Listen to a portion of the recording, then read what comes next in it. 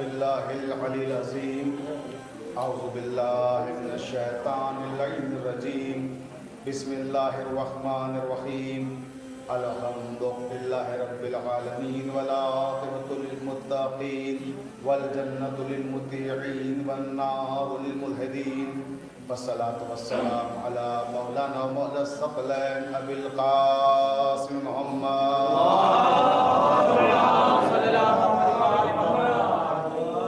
والہ الطیبین الطاہرین المعصومین المظلومین ولعنۃ اللہ اجمعین من لیلنا ھذا الی قیام یوم الدین اما بعد قال اللہ تبارک و تعالی فی کتابہ المبین بسم اللہ الرحمن الرحیم قل لا اسألکم علیہ اجرا الا المودۃ فی القربى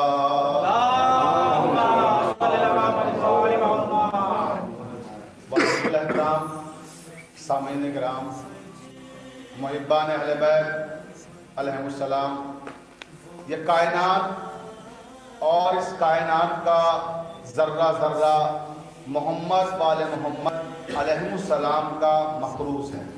اب اگر آپ کے لوح ضمیر پر بھی آل محمد علیہ السلام کے احسانات میں سے کسی معمولی سے احسان کا کوئی معمولی سا نقش بھی مرتسم ہو تو اتنی بلند صلوات پڑھیں جن ذہنوں میں آل محمد بلند ہو سکے۔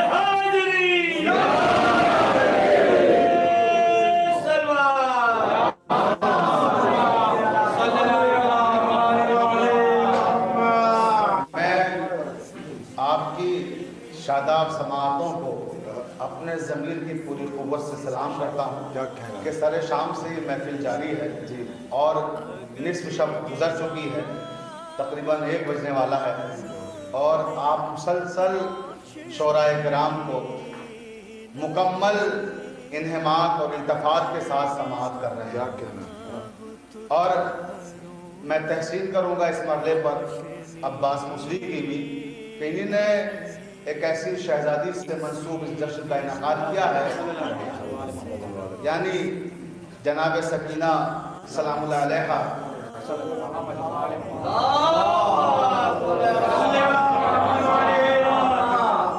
کہ جن کے تعلق سے بہت کم جشن شامل ہوتے ہیں، اور میں نے اس جشن میں دیکھا کہ جو ہمارے آل انڈیا بل کے مقاصد ہوتے ہیں اور جس میں ہندوستان کے مختلف شہروں سے شعراء آتے ہیں، یقین جانیے کہ وہاں بھی اتنے اچھے اشعار سننے کو نہیں ملتے جتنے آج یہاں ملتے ہیں۔ یہاں صرف آج ہمارے لکھنؤ کے مقامی شعراء تھے، لیکن جناب سکینہ کے تعلق سے کیا کیا خوبصورت اشعار کہہ کے لائے اور اس طرح سے خراج عقیدت پیش کیا۔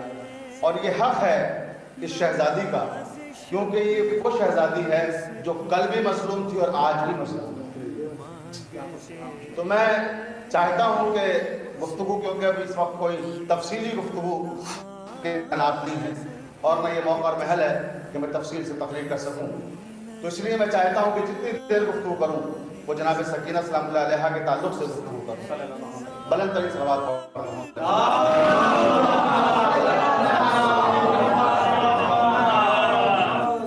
یوں سمجھ لیں کہ مصحف عصمت میں سکینہ اسی صورت سے ہیں جیسے قرآن سورہ کوثر۔ یہ شہزادی وہ ہیں کہ جن کے نام سے لے کر اور جن کی زندگی پر بھی بحثیں کی گئیں اور انہیں اختلافی بنانے کی کوششیں کی گئیں، اور افسوسناک پہلو یہ ہے کہ اس میں غیروں کے ساتھ اپنے بھی شامل ہو گئے۔ خاکم بدہن کے زندان شام میں شہادت ہی نہیں ہوئی ہے، وہ تو زندہ رہیں، 103 سال تک زندہ رہیں، اور ان کی مختلف شادیاں دکھائیں، مصعب کے ساتھ شادی دکھائی اور دوسرے لوگوں کے ساتھ شادیاں دکھائیں۔ تو ایسے لوگوں پر چاہے وہ اپنے ہوں اور چاہے غیر، ہم لعنت بھیجتے ہیں اور انہیں لعنت کا حقدار سمجھتے ہیں، جبکہ حقیقت واقعہ یہ ہے کہ یہ نام جو جناب سکینہ کا نام ہے، قصہ کیا ہے پورا سنیں، توجہ چاہتا ہوں کہ یہ وہ نام ہے جس کا تذکرہ پروردگار نے قرآن میں بھی کیا ہے۔ سورہ فتح میں قرآن مجید میں یہ نام 3 مرتبہ آیا ہے، اور اس کے مشتقات تقریباً 65 مقامات پر قرآن میں آئے۔ یہ وہ نام ہے، مبارک نام، اور اسے جہاں بھی قرآن مجید میں استعمال کیا گیا ہے لفظ کو، ہر جگہ پر، ہر مقام پر سکون کے معنی میں استعمال کیا گیا، قرار کے معنی میں استعمال کیا گیا، اور قرار بھی وہ قرار جو مومن کے دل کو ملے۔ توجہ چاہتے، سکون بھی وہ سکون جو مومن کے دل کو ملے۔ تو سوچیں کہ جب اس کا استعمال اللہ نے قرآن مجید میں کیا تو مومن کے لیے سکون قرار دیا، مومن کے لیے قرار دیا اس کو امن کا باعث، مومن کے لیے اسے قرار دیا صلح کا باعث۔ یہ وہ مبارک اور متبرک اسم ہے کہ جو امام حسین نے اپنی بیٹی جناب سکینہ کا نام رکھا۔ اب آپ ذرا سا اس پہ غور فرمائیں کہ جو لفظ سکینہ ہے، اس کے سلسلے میں خود امام حسین علیہ السلام نے فرمایا کہ مجھے وہ گھر اچھا نہیں لگتا جس گھر میں رباب اور سکینہ نہ ہو۔ یعنی سکینہ امام حسین کے لیے سکون کا سبب ہیں۔ سکینہ وہ شہزادی ہیں کہ اگر گھر میں نہ رہیں تو حسین بے قرار ہو جاتے ہیں۔ روایتوں میں آیا ہے کہ جناب سکینہ، یعنی آپ یہ دیکھیں کہ شہزادی کتنی عظیم شہزادی ہے، اس کی نسبتیں کیا ہیں۔ باپ امام حسین جیسا عظیم ترین شخص، عصمتوں کا مالک، سیدہ نساء العالمین جناب فاطمہ زہرا سلام اللہ علیہا، اور ان کی مادر گرامی رباب۔ رباب کون ہے؟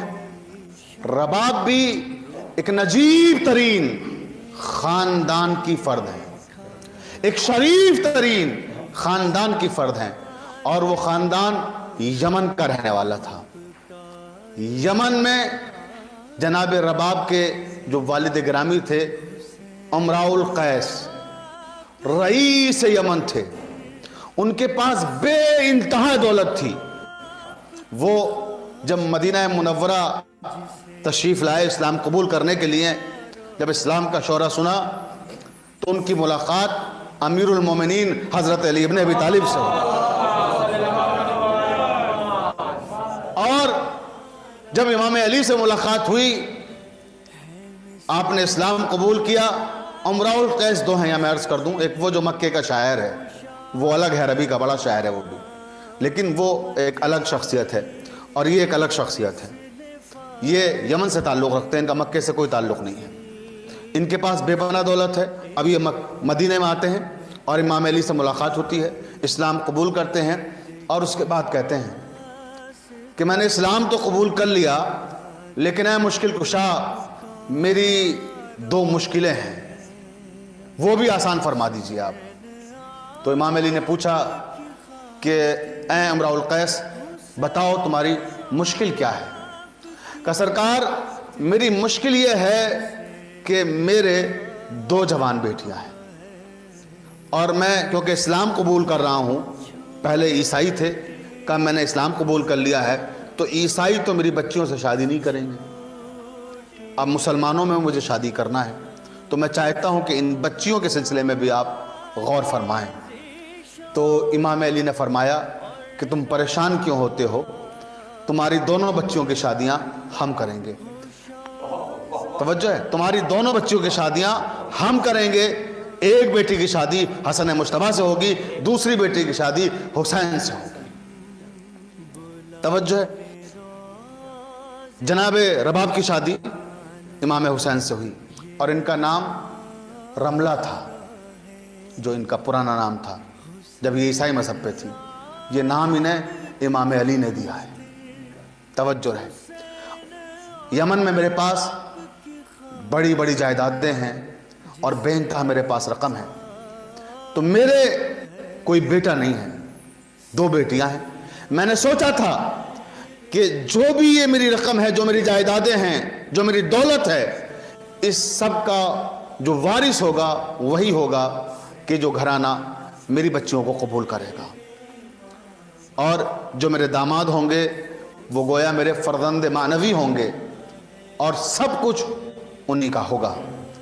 تو میرے پاس جو دولت ہے اور جو خزانہ ہے، میں چاہتا ہوں کہ آپ اسے اپنی محافظت میں لے لیں، کیونکہ ان کی شادیاں، میری بیٹیوں کی شادیاں آپ کے بیٹوں سے ہو رہی ہیں، تو وہ ساری دولت، سارا خزانہ اب آپ کے بیٹوں کا ہو گیا۔ امام علی نے فرمایا کہ ہمارے پاس اللہ کا دیا ہوا خزانہ بہت ہے۔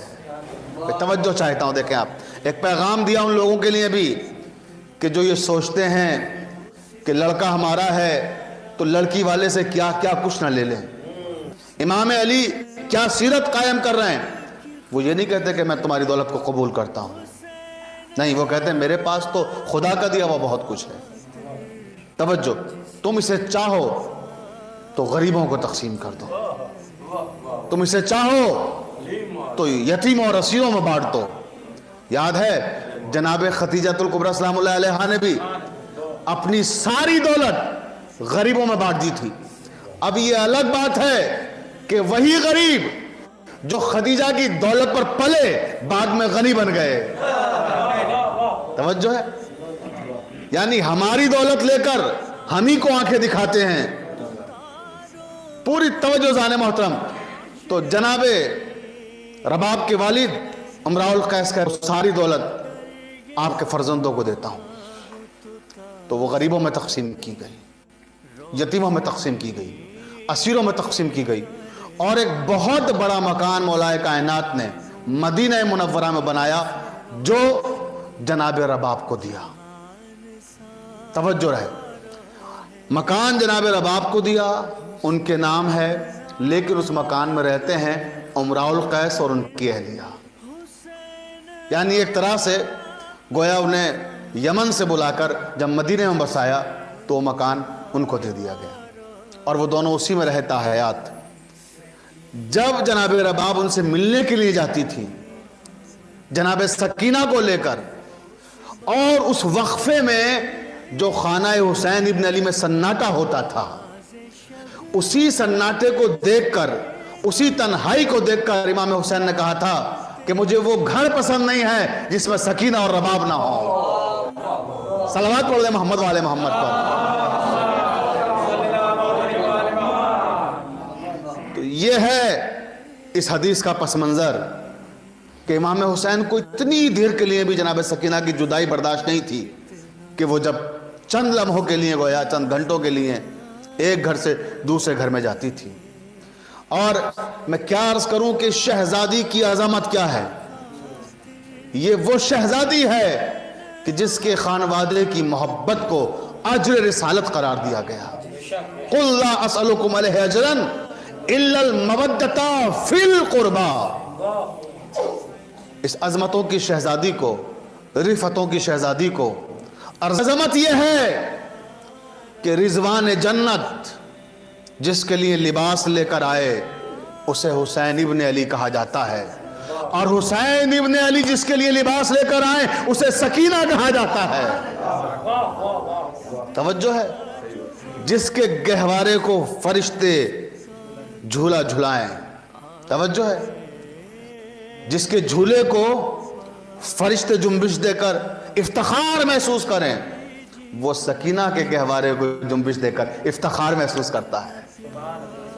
یہ عظمت جناب سکینہ ہے کہ جناب سکینہ کے حوالے سے بس گفتگو تمام کر رہا ہوں، کیونکہ میں نے عرض کیا کہ دامن وقت میں گنجائش نہیں ہے اور زیادہ طویل اور طولانی تقریر کا موقع بھی نہیں ہے، بس آخری بات کہہ رہا ہوں اور تقریر تمام ہو رہی ہے کہ یہ وہ شہزادی ہیں کہ جن کے لیے امام حسین علیہ السلام عاشور کے دن کربلا کے میدان میں جانا چاہتے ہیں، لیکن یہ فرمائش کرتی ہیں کہ بابا گھوڑے سے اتر آئیے اور مجھے آخری بار اپنے سینے پہ سلا لیجیے۔ تو میدان کربلا میں حسین ابن علی اپنے جہاد کو چند لمحوں کے لیے موقوف کرتے ہیں جناب سکینہ کے لیے، اور ریگزار کربلا حسین لیٹ جاتے ہیں اور سکینہ کی آخری خواہش پوری کرتے ہیں، اپنے سینے پہ سلاتے ہیں۔ کائنات میں بہت خواتین آپ کو ملیں گی، لیکن جب صبر کرنے والی خواتین کی فہرست مرتب ہوگی، جنہیں سب سے زیادہ صبر کرنے والا قرار دیا جائے گا، جب صابرہ خواتین کی فہرست تیار ہوگی تو جناب سکینہ کا نام نقطہ عروج پر ہوگا، نقطہ کمال پر ہوگا۔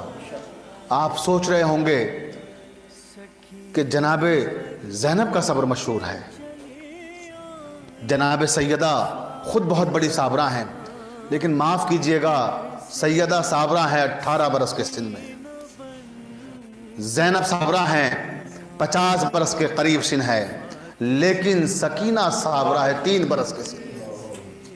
یہ وہ شہزادی ہے جس نے 3 برس کے سن میں وہ صبر کا مظاہرہ کیا کہ تاریخ حیرت زدہ ہے، کہ ایسی مثال نہیں ملتی دوسری تاریخ میں کہ اتنی کم سن بچی اور کس طرح سے کربلا سے لے کر زندان شام تک جناب زینب کے ساتھ تعاون کرتی ہے۔ یہ وہ کم سن شہزادی ہے کہ جس نے کربلا سے زندان شام تک دشمن کے دل میں ایک حسرت رہ گئی کہ کاش سکینہ پانی مانگ لیتی، اور سکینہ نے دشمن سے پانی نہیں مانگا۔ یہ شہزادی وہ شہزادی ہے کہ اگر پانی مانگ بھی لیتی تو یقین جانیے کہ کوئی عیب نہیں تھا، اس لیے کہ پانی اور کھانے میں فرق ہے۔ کھانا مانگنا عیب سمجھا جاتا ہے، لیکن پانی تو کوئی پیاسا بھی کسی سے مانگ لیتا ہے۔ پانی مانگنا بظاہر کوئی عیب نہیں ہے، لیکن اس کے باوجود بھی شہزادی نے پانی کا مطالبہ نہیں کیا۔ تاریخ میں ایک موقع پر ملتا ہے کہ شہزادی نے پانی مانگا اور پانی گرا دیا گیا، شہزادی کو نہیں دیا گیا۔ مگر یاد رکھیے گا، میں صبر کی مثال دے رہا ہوں، بات صبر کی کر رہا ہوں، تو اس کو واضح کر دوں کہ سکینہ نے اس موقع پر بھی پانی پینے کے لیے نہیں مانگا تھا۔ جب جناب سکینہ کو پانی نہیں دیا گیا تو یہ جناب سکینہ نے پانی اپنے پینے کے لیے نہیں مانگا تھا۔ اب ہمارے نوجوان سوچ رہے ہیں کہ پھر مانگا کیوں تھا؟ تو میں عرض کرتا ہوں کیوں مانگا تھا۔ پوری تاریخ کربلا خاموش ہے سکینہ کے تعلق سے کہ اس بچی نے کہیں پانی مانگا ہو، اور میں نے عرض کیا کہ دشمن کی حسرت رہ گئی کہ وہ پانی مانگے۔ ایک مقام پہ صرف ملتا ہے کہ پانی مانگا، تو وہ پانی کیوں مانگا وہ بھی سن لیجئے۔ اور اسی پر زندگی جب تک یہ بچی زندہ رہی آنسو بہاتی رہی کہ اس حسرت کو پورا نہ کر سکی۔ اور وہ حسرت کیا تھی کہ امام زین العابدین کے ہاتھوں میں ہتھکڑیاں تھیں اور پیروں میں بیڑیاں، گلے میں خاردار توق۔ روایتوں میں ہے کہ امام زین العابدین کو دشمنوں نے کبھی بھی کربلا سے لے کے کوفہ اور کوفہ سے شام تک اور شام سے دربار تک سائے میں نہیں بیٹھنے دیا۔ امام زین العابدین اگر دیوار کا سایہ لے کر کہیں بیٹھ جاتے تھے تو شمر ملعون، خدا لعنت کرے اس پر، کہ وہ امام کی زنجیریں پکڑ کر کھینچتا اور دھوپ میں لا کے بیٹھا دیتا۔ امام اگر کبھی کسی شجر کے نیچے بیٹھتے تو یہ دھوپ میں ہوتے تھے، تو راوی کہتا ہے کہ امام کے ہاتھوں کی کھال جلنے لگتی تھی ہتھکڑیوں کی گرمی کی شدت سے۔ اور جب ہتھکڑیوں کی گرمی کی شدت سے امام زین العابدین کے ہاتھوں کی کھال جلنے لگتی تھی تو سکینہ تڑپتی تھی اور تڑپ کے کہتی تھی پھوپھی اماں پانی مانگ لوں کیا؟ یہ ہے سکینہ، بہت صبر کیا۔ ایک منزل ایسی آئی کہ جب صبر کا باندھ ٹوٹ گیا اور کوزہ آب لے کر شمر کے سامنے پہنچ گئے اور کہا کہ پانی دیتے۔ ملعون نے پانی نہیں دیا، لیکن پانی کس لیے مانگ رہی تھی؟ پینے کے لیے نہیں، امام زین العابدین کی لوہے کی ہتھکڑیوں کو ٹھنڈا کرنے کے لیے۔ یہ ہے سکینہ کہ کتنی مظلوم شہزادی ہے، دیکھیے آپ کی آنکھیں اشک بار ہو گئیں، نوجوان رو رہے ہیں، بزرگ رو رہے ہیں، فضائل پگریا کر رہے ہیں آپ.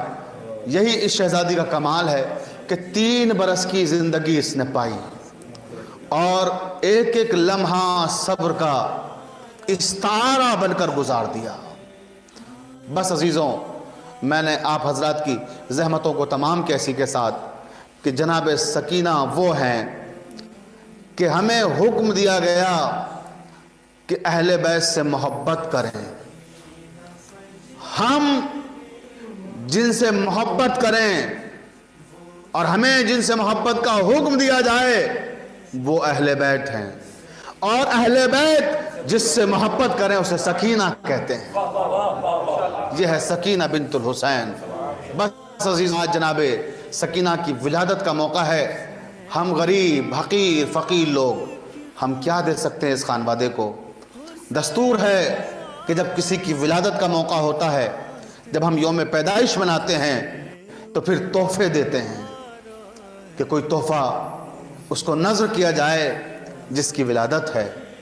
میں عباس موسوی کی طرف سے بھی اور آپ سب کی طرف سے بھی چاہتا ہوں کہ سرکار سید الشہداء امام حسین کو ان کی بیٹی کی ولادت کے موقع پر کوئی تحفہ پیش کروں. اور میں نے جیسے عرض کیا کہ ہماری حیثیت نہیں ہے، ہماری اوقات نہیں ہے کہ ہم سید الشہداء کو کوئی تحفہ دے سکیں، لیکن ہاں ایک تحفہ ہمارے پاس ہے. وہ ایسا تحفہ ہے کہ جب ہم وہ پیش کریں گے تو اس میں اللہ بھی ہمارے ساتھ شامل ہو جائے گا، رسول بھی ہمارے ساتھ شامل ہو جائیں گے، اور وہ ہے تحفہ درود بلند ترین صلوات پڑھ کر امام کی نظر.